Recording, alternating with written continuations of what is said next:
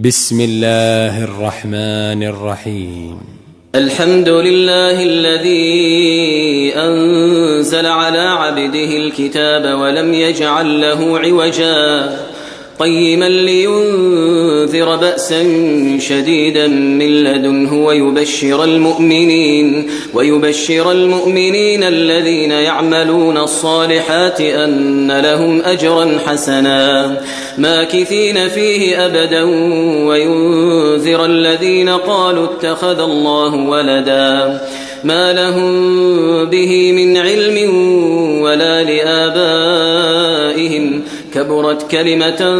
تخرج من أفواههم إن يقولون إلا كذبا فلعلك باخع نفسك على آثارهم إن لم يؤمنوا بهذا الحديث أسفا إنا جعلنا ما على الأرض زينة لها لنبلوهم أيهم أحسن عملا وإنا لجاعلون ما عليها صعيدا جرزا أم حسبت أن أصحاب الكهف والرقيم كانوا من آياتنا عجبا إذ أوى الفتية إلى الكهف فقالوا ربنا آتنا من لدنك رحمة وهيئ لنا من أمرنا رشدا فضربنا على آذانهم في الكهف سنين عددا ثم بعثناهم لنعلم أي الحزبين أحصى لما لبثوا أمدا نحن نقص عليك نبأهم بالحق إنهم فتية آمنوا بربهم وزدناهم هدى وربطنا على قلوبهم إذ قاموا فقالوا ربنا رب السماوات والأرض لن ندعو من دونه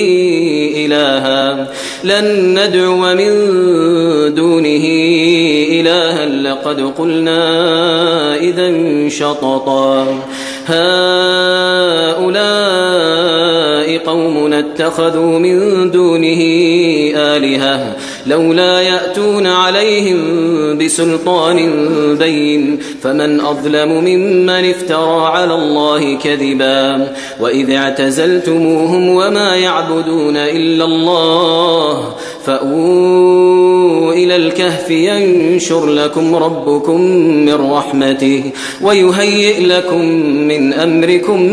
مرفقا وترى الشمس إذا طلعت تزاور عن كهفهم ذات اليمين وإذا غربت تقرضهم ذات الشمال وهم في فجوة منه ذلك من آيات الله من يهد الله فهو المهتد ومن يضلل فلن تجد له وليا مرشدا وتحسبهم أيقاظا وهم رقود ونقلبهم ذات اليمين وذات الشمال وكلبهم باسط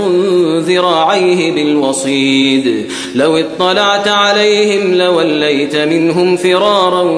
ولملئت منهم رعبا وكذلك بعثناهم ليتساءلوا بينهم قال قائل منهم كم لبثتم قالوا لبثنا يوما أو بعض يوم قالوا ربكم أعلم بما لبثتم فابعثوا أحدكم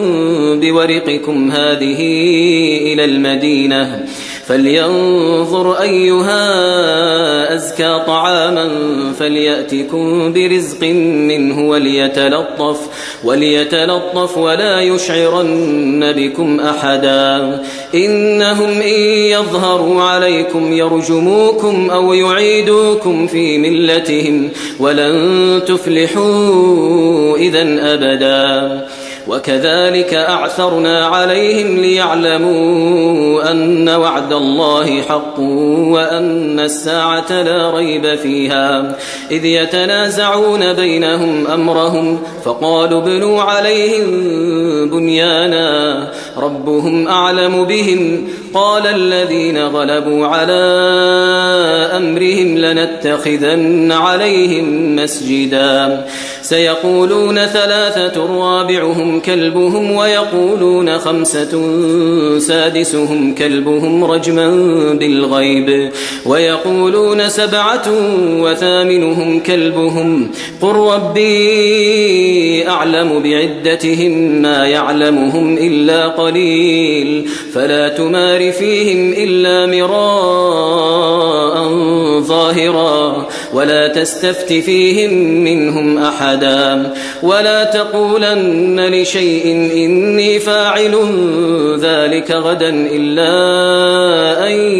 يشاء الله واذكر ربك إذا نسيت وقل عسى أن يهديني ربي لأقرب من هذا رشدا ولبثوا في كهفهم 300 سنين وازدادوا 9 قل الله أعلم بما لبثوا له غيب السماوات والأرض أبصر به وأسمع ما لهم من دونه من ولي ولا يشرك في حكمه أحدا واتل ما أوحي إليك من كتاب ربك لا مبدل لكلماته ولن تجد من دونه ملتحدا واصبر نفسك مع الذين يدعون ربهم بالغداة والعشي يريدون وجهه ولا تعد عيناك عنهم تريد زينة الحياة الدنيا ولا تطع من أغفلنا قلبه عن ذكرنا واتبع هواه وكان أمره فرطا وقل الحق من ربكم فمن شاء فليؤمن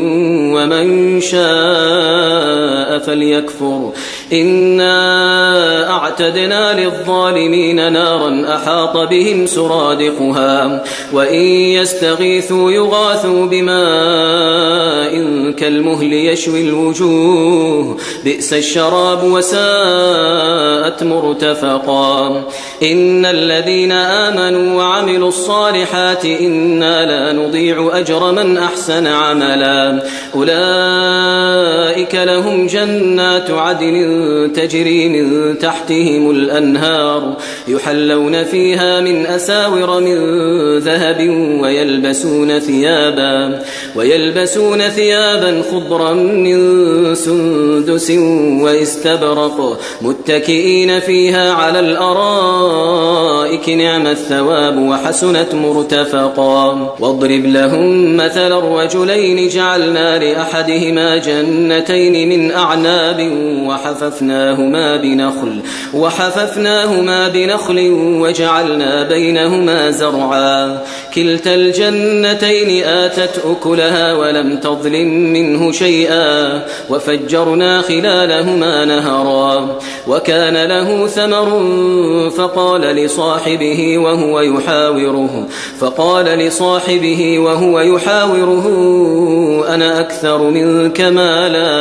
أنا أكثر منك مالا وأعز نفرا ودخل جنته وهو ظالم لنفسه قال ما أظن أن تبيد هذه أبدا وما أظن الساعة قائمة ولئن رددت إلى ربي لأجدن خيرا منها منقلبا قال له صاحبه وهو يحاوره أكفرت بالذي خلقك من تراب ثم من نطفة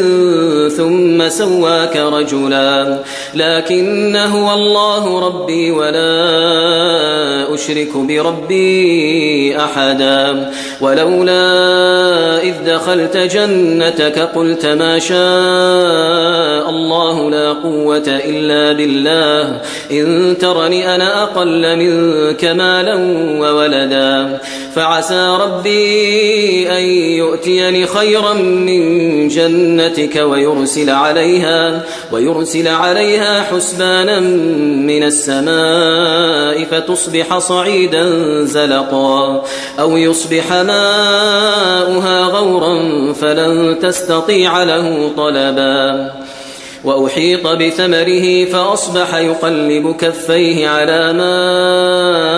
أنفق فيها وهي خاوية على عروشها ويقول يا ليتني لم أشرك بربي أحدا ولم تكن له فئة ينصرونه من دون الله وما كان منتصرا هنالك الولاية لله الحق هو خير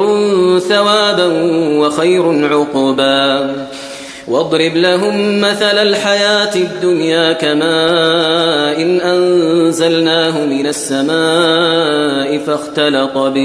فاختلط به نبات الأرض فأصبح هشيما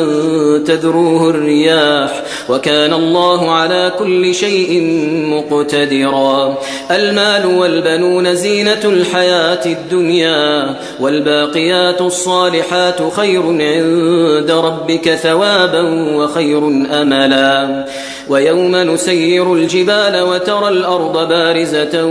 وحشرناهم فلم نغادر منهم أحدا وعرضوا على ربك صفا لقد جئتمونا كما خلقناكم أول مرة بل زعمتم أن لن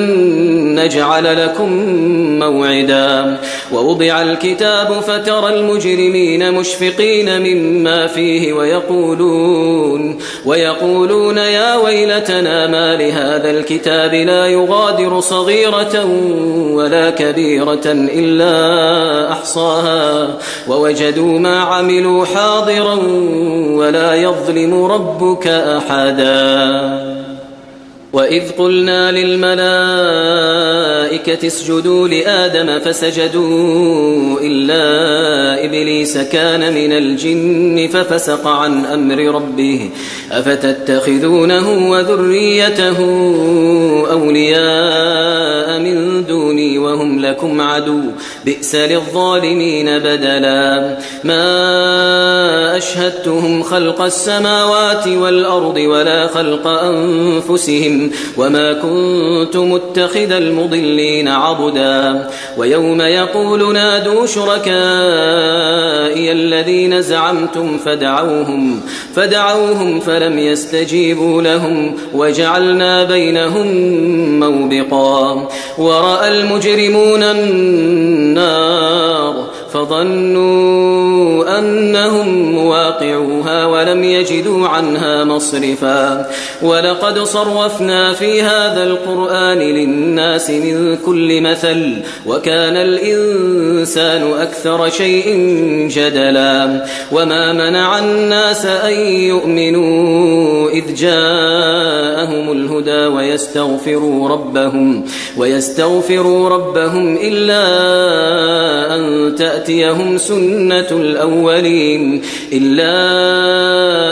تأتيهم سنة الأولين أو يأتيهم العذاب قبلا وما نرسل المرسلين إلا مبشرين ومنذرين ويجادل الذين كفروا بالباطل ليدحضوا به الحق واتخذوا آياتي وما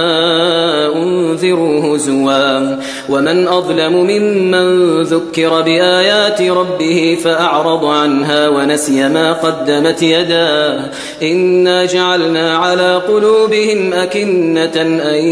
يفقهوه وفي آذانهم وقرا وإن تدعوهم إلى الهدى فلن يهتدوا إذن أبدا وربك الغفور ذو الرحمة لو يؤاخذهم بما كسبوا لعجل لهم العذاب بل لهم موعد لن يجدوا من دونه موئلا وتلك القرى أهلكناهم لما ظلموا وجعلنا لمهلكهم موعدا وإذ قال موسى لفتاه لا أبرح حتى أبلغ مجمع البحرين أو أمضي حقبا فلما بلغا مجمع بينهما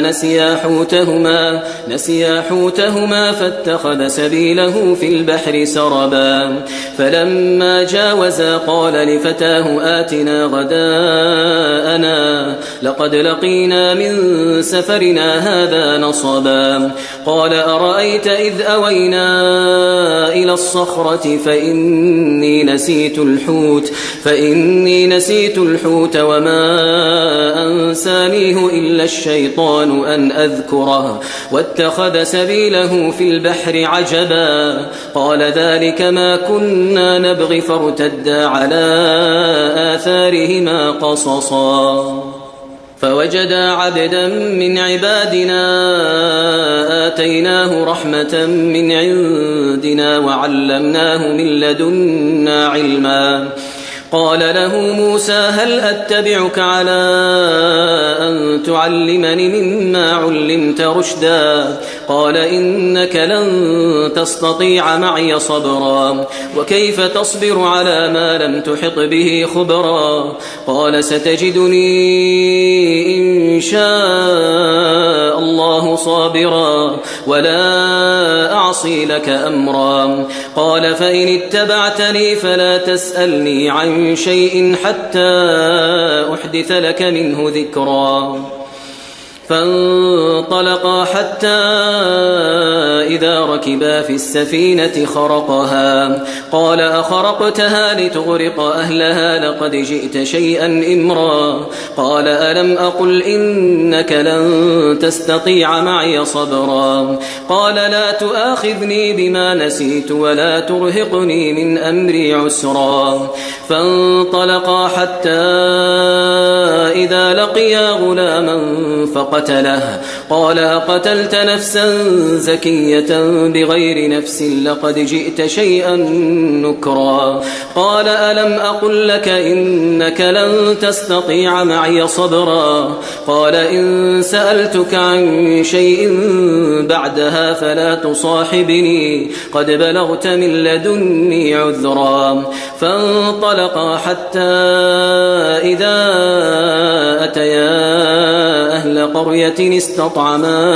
أهلها فأبوا أن يضيفوهما فوجدا فيها جدارا يريد أن ينقض فأقامه قال لو شئت لاتخذت عليه أجرا قال هذا فراق بيني وبينك سأنبئك بتأويل ما لم تستطع عليه صبرا أما السفينة فكانت لمساكين يعملون في البحر فأردت أن أعيبها وكان وراءهم ملك يأخذ كل سفينة غصبا وأما الغلام فكان أبواه مؤمنين فخشينا أن يرهقهما طغيانا وكفرا فأردنا أن يبدلهما ربهما خيرا منه زكاة وأقرب رحما وأما الجدار فكان لغلامين يتيمين في المدينة وكان تحته كنز لهما وكان أبوهما صالحا فأراد ربك أن يبلغا أشدهما ويستخرجا كنزهما رحمة من ربك وما فعلته عن أمري ذلك تأويل ما لم تسطع عليه صبرا ويسألونك عن ذي القرنين قل سأتلو عليكم منه ذكرا إنا مكنا له في الأرض وآتيناه من كل شيء سببا فأتبع سببا حتى إذا بلغ مغرب الشمس وجدها تغرب في عين حمئة ووجد عندها قوما قلنا يا ذا القرنين إما أن تعذب وإما أن تتخذ فيهم حسنا قال أما من ظلم فسوف نعذبه ثم يرد إلى ربه فيعذبه عذابا نكرا وأما من آمن وعمل صالحا فله جزاء الحسنى وسنقول له من أمرنا يسرا ثم أتبع سببا حتى إذا بلغ مطلع الشمس وجدها تطلع على قوم لم نجعل لهم من دونها سترا كذلك وقد أحطنا بما لديه خبرا ثم أتبع سببا حتى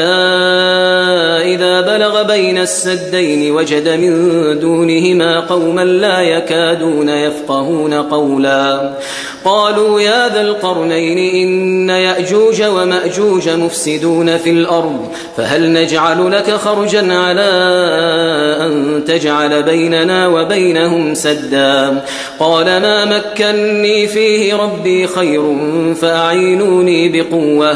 فأعينوني بقوة أجعل بينكم وبينهم ردما آتوني زبر الحديد حتى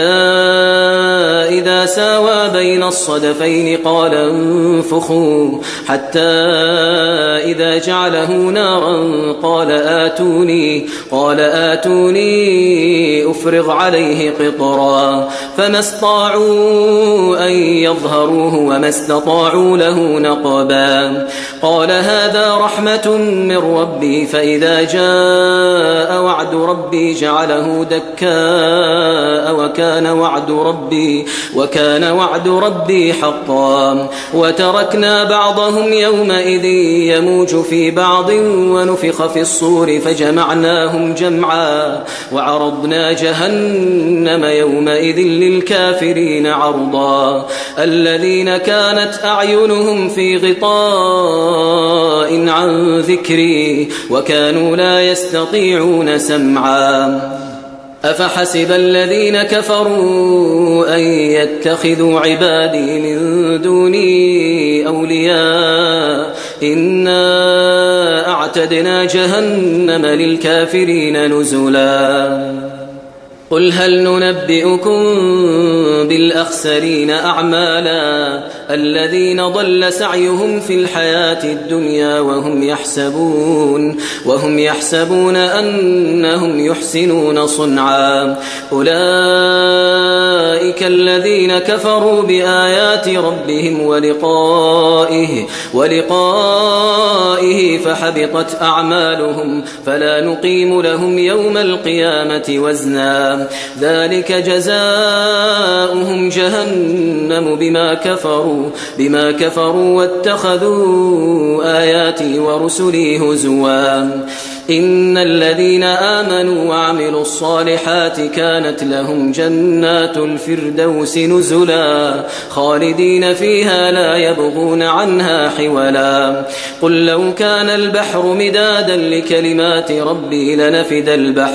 لنفد البحر قبل أن تنفد كلمات ربي ولو جئنا بمثله مددا قل إنما أنا بشر مثلكم يوحى إلي أنما إلهكم إله واحد فمن كان يرجو لقاء ربه فليعمل عملا صالحا ولا يشرك بعبادة ربه